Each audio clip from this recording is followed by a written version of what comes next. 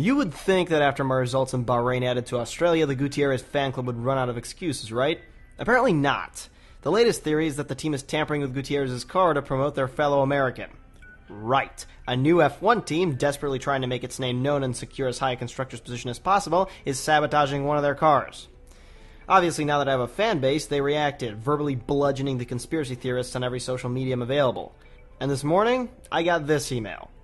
Vince, I understand that you are very busy during the Grand Prix weekend, but the team need your help in dissolving the social media situation involving your supporters. All we need is a few minutes of your time in front of a camera, specifically to address your growing fan base and ask them to curb their enthusiasm and remember that this is a team sport. Let me know what time would be most convenient for you to get this out of the way. Emma. Really? How do I put this in a civilized manner? Case closed. Off to practice we go. Uh-oh. Rain in P3, huh? First rain session of the season. Good thing it's not the race. Another first. Unlike the first two races where we chose the softer compound allocation, this time around we're coming into the weekend with a more balanced approach. The choice of deadline was before the start of the season when the team analysts determined that this would be the most viable tire selection for the race. Back then they didn't know how temperamental this car is on harder compounds, so like it or not, we're gonna need to learn to make the mediums work. Just a few more laps, and we'll have all the engine mixes covered for the spark timing analysis. The engineers back at base keep sending us more and more last-minute things to test, but unless we get another call tonight, this should be enough to remap the ECU and squeeze more power out of this thing. Okay, just gonna confirm Chris's instructions for the engine. For some reason they need me to do that, but that's fine by me. Straight line speed, here we come.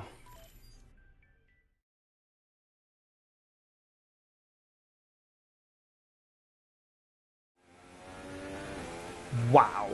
Remember what I was saying in Australia, that these cars are unforgiving in the dry? That was cute, wasn't it? Wet driving is like trying to hold on to a vigorously flailing fish with one hand while playing the piano in the other. However, although it feels scary and slow, this really suits my driving style. I much prefer smoothing out the line as much as possible and having speed be more dependent on mid-corner adjustment rather than raw brake and turn-in timing.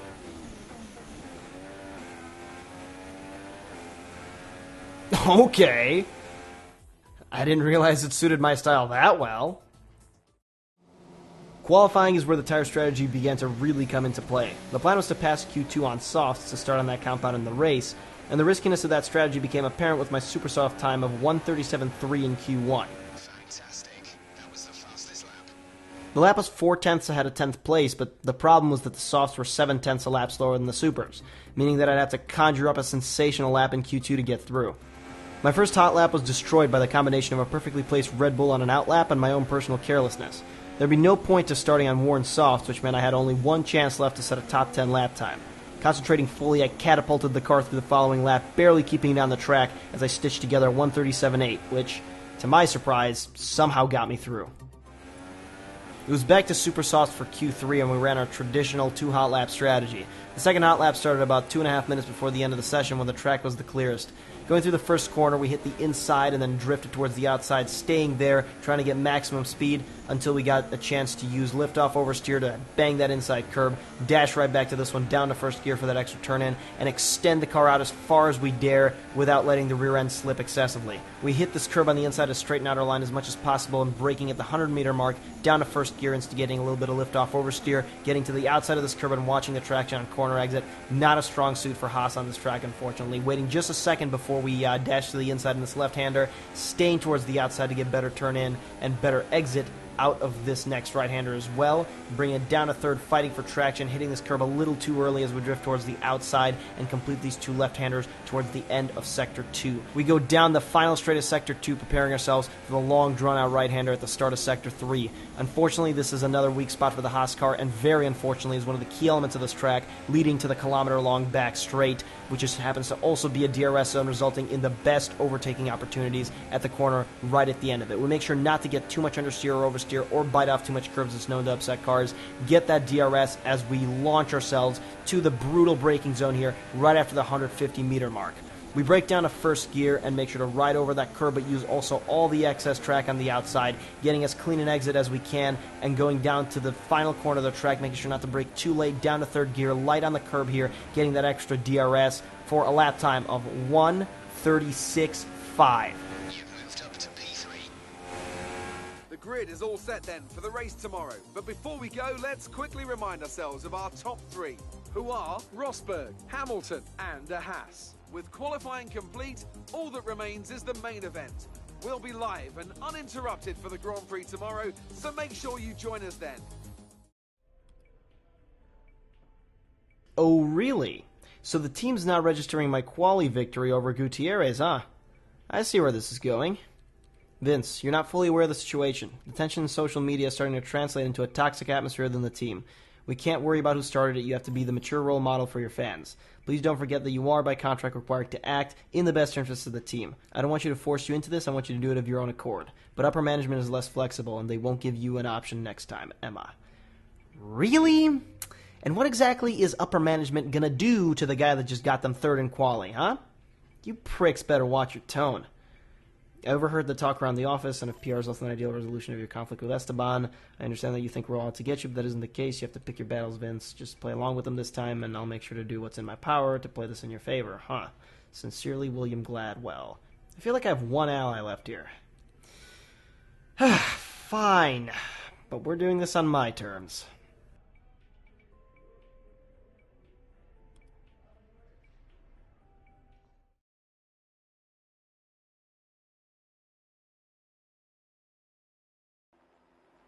Shanghai International Circuit then, a 16-corner high-speed thrill ride.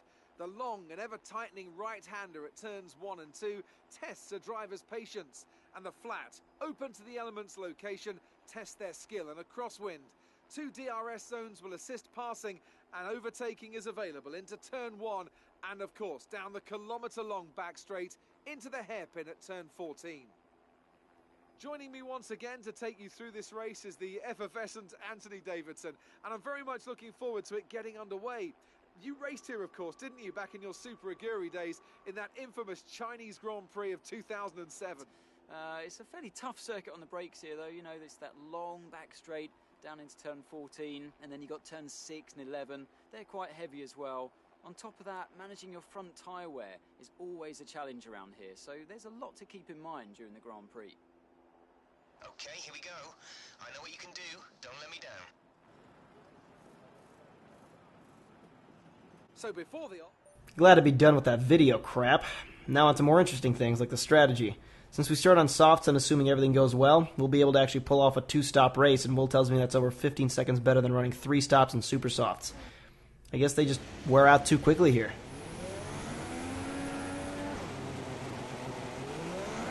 Okay, our system checks are good. We need to stay in formation and start bringing the car up to temperature, please. Get some load into the tyres and work the brakes. We want them nice and warm by the end of the lap. Can't say I'm too optimistic regarding the traction when starting on these softs. My only real consolation is that a lot of the other cars around me did a similar strategy, so they, in theory, should have the same issue. And let's not forget, this is all before we even factor in the boneheads farther down the grid that always pick turn 1 as the opportune place to go bowling. Here we go, the lights are coming on. Tires do me proud.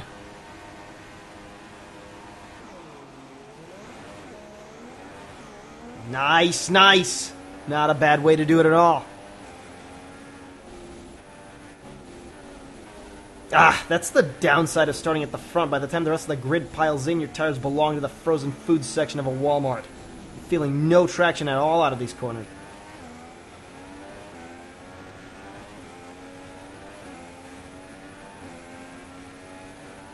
Okay, I can't give Hamilton a chance to dive on me. Shit! He doesn't even have to. I'll just do all his work for him. Oh, but we got the better exit. Just gotta last around the outside to the right-hander. And we got him! Holy shit! Just as I thought I banished him to the realm of darkness, he gets shot back out like a cannonball.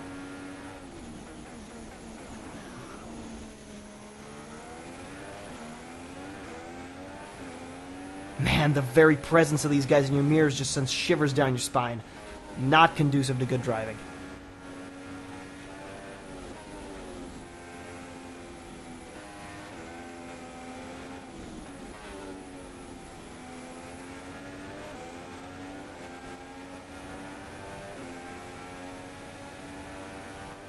Ah, too adventurous on corner entry. I am really feeling the fuel load and I'm not liking it. How about you, Seb? Are you feeling the fuel load? You're about to feel too wide through turn 1 because I'm not letting you go that easily. You're not a Mercedes, you're just a mere mortal. On softs. It's literally driving circles around me. Oh, but too eager on the throttle. Did you miss me?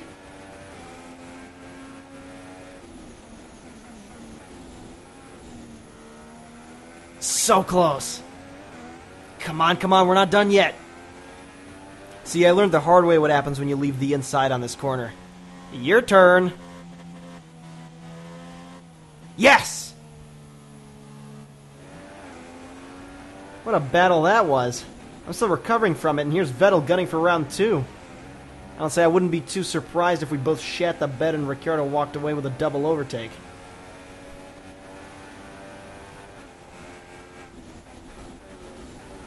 I'm going to try to squeeze him to the inside as his tires wear out. High stakes, high reward, but if we let him through, he'll be gone. And this is a podium we're fighting for. We'll finish with a little extra fuel, so you have some in hand to run a faster engine mode for a bit.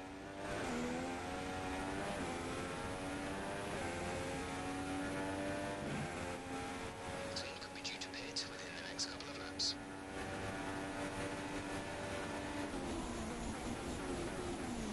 Fool me once, shame on me. Fool me twice.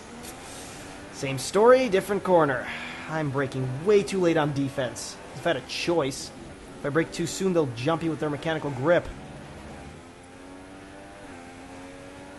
We're approaching the pit window. You'll be on the mediums. Ooh, that's fast! So this is what it feels like to be in someone's slipstream here.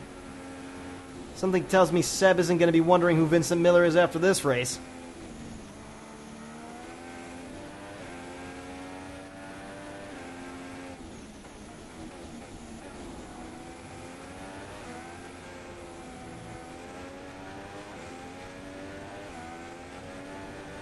I can just feel the on-throttle understeer here. Meanwhile, Dan's been sitting back, saving his tires, and that, coupled with Red Bull's grip levels, makes his corner exits devastating. Can I get a bit of slipstream? Seb's on one side, I'm on the other, and he cannot overcommit, or he'll risk losing both positions.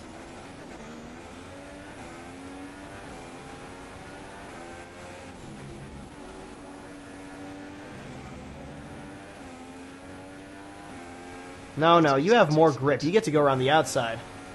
Pit window is open. The pit window is open. Oh, they're both going in. I just got taken by 2 cars on one straight.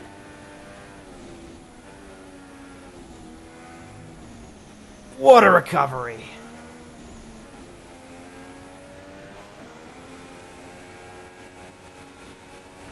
Let's try to be smarter here and not miss the braking zone this time. How about that?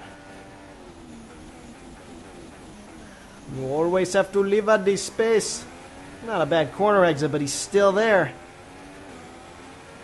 I'm going straight. How about you? Oh, too wide into the pits. This is real bare-knuckle racing. I am speechless.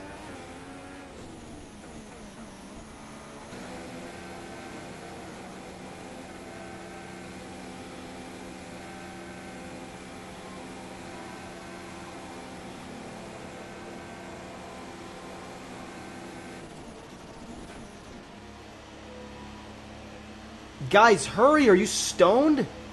Jesus Christ, all that battling only to be lost by a blazed pit crew. You only have to stop once now. 1 stop left. Safety car deployed. The safety car has been deployed. Watch your delta.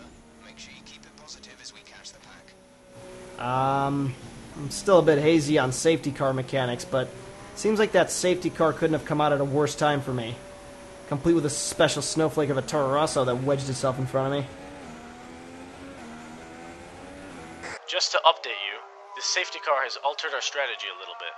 We'll be able to gain time by moving the pit window to laps 21 or 22 and switching to super softs. Please keep that in mind from a tire wear standpoint when the safety car comes in. I repeat, make these mediums last until 21 or 22. Copy that. Jeff, where am I in the pack? Currently P11, we're currently P11. Nas are ahead. They've entered the pit lane. They've just entered the pits. Pit window will open in 10 laps time. Pit window opens in 10 laps. 19 laps to go. I really hope that some of these people haven't pitted. But I don't see how that's possible, though. The safety car just threw a huge meaty wrench in our plans.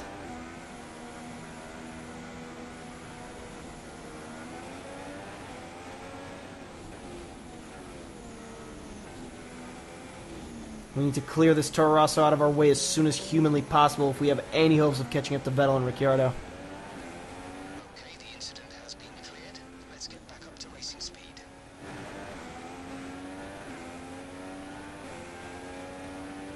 Okay, gap to leader, 2.6 seconds. The gap behind us is 0.7 seconds. Don't squeeze me. There. Good enough.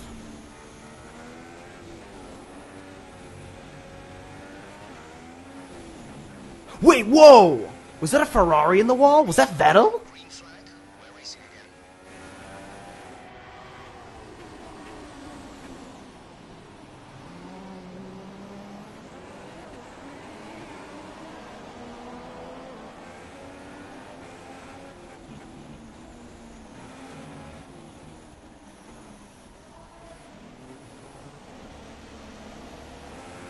Esteban is at the pit entrance. He's going into the pits now. Oh, that was Gutierrez that took him out? Maybe he's a team player after all. Okay, we can see that the car ahead is running some damage to their front wing, but it doesn't seem to be affecting their performance. Are you sure? I think maybe we should test that theory. Myth busted.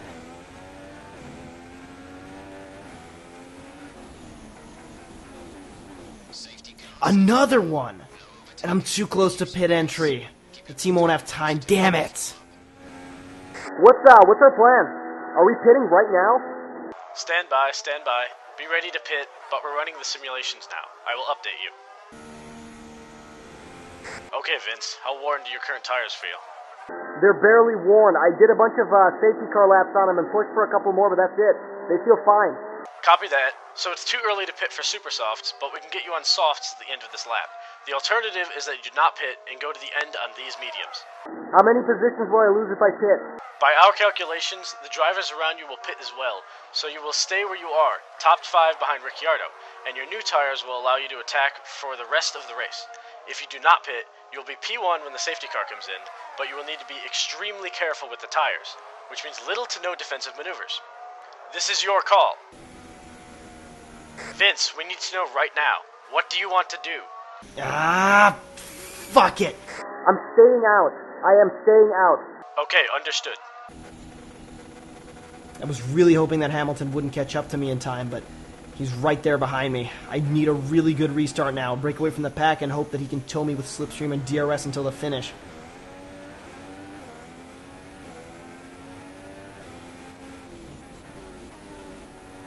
The track is clear.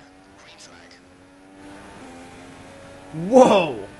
Looks like we got some inbreeders on the grid today. Yeah, there's a huge gap behind me. I didn't expect anything remotely like this, and now it's just tire conservation time. Palmer out. Nothing in value is lost. The scary thing is that the tires don't even feel that worn. I'm afraid they're going to fall off at any moment. Do I dare check? Well, not the sight to see with 6 laps left, but it's possible. Can I get some info on the gap behind me?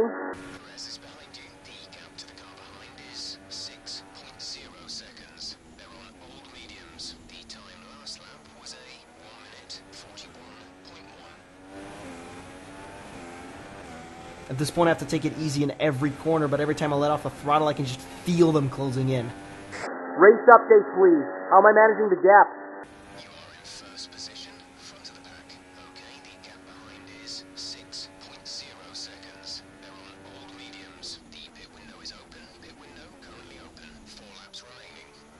Thank Gandhi, that's a relief. So while I'm up shit creek without a paddle, it seems Perez is up shit creek without a boat.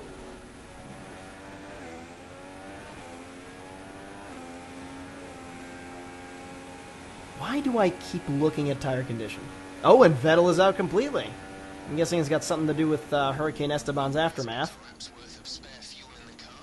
You won't be able to run in mix 3 for long with that much, but do burn it if you need to. I've never experienced something like this. At this point, I'm not racing to overtake someone or to prevent someone from directly overtaking me. I'm not even managing my tires for some lofty goal like putting off a pit stop lap or being faster later in the stint. This is so much more brutal, down and dirty. It's survival. I'm driving to survive. Driving so that my tires literally don't explode in the final corner. Each braking zone is all or nothing. It's easy to come to terms with it if there's some human trying to take the spot away from you. It's easy to come to terms with it if there's some human trying to take the spot away from you, but there is no human doing that now. I am now at the mercy of the laws of physics, nature, industrial manufacturing, and at the end of the day, luck. And those are so sublimely huge, so all-encompassing, that I am terrified. I just realized that I wasn't feeling anything up until now, but now it's starting to take over me. Final corner, did we do it? I cannot believe this. For the last few laps, I forgot where I was. My first ever win, and in what a white-knuckle race. Great drive. We did it. Good job. I did not have a speech prepared. What do I say? Thank you, thank you, thank you, guys. A great win then for the Haas team today. Anthony, what do you think made the difference here? The difference was clearly in the strategy. You could tell they'd done a lot of work on the pit wall to really optimise each stint and get the most out of the tyres.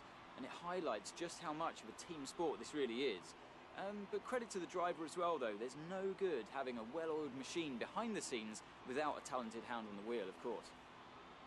Our drivers are making their way out for the podium celebrations, and it's going to be Haas picking up the winner's trophy. Congratulations to the entire team for coming out on top in that amazing Grand Prix.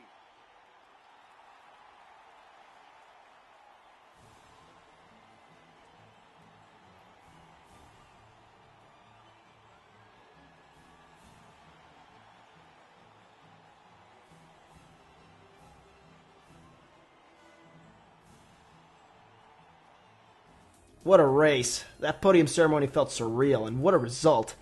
Haas with a win, 2 manners in the points, 2 drivers tied for first in the championship, and 3 teams tied for second in constructors. Wow. And now let's take a look at the drivers' standings. Nico Rosberg takes over the lead of the Drivers' Championship after that excellent result. Now on to the constructors then. The lead at the top comes down after a strong weekend from the challenging pack. Meanwhile, Toro Rosso's strong weekend allows them to continue their march up the table. Well, what a weekend that has been. Please join us next time for another thrilling installment of this Formula One season. It's hilarious, actually, because I had no idea where to go or what to do for the podium ceremony. It's way different than GP2.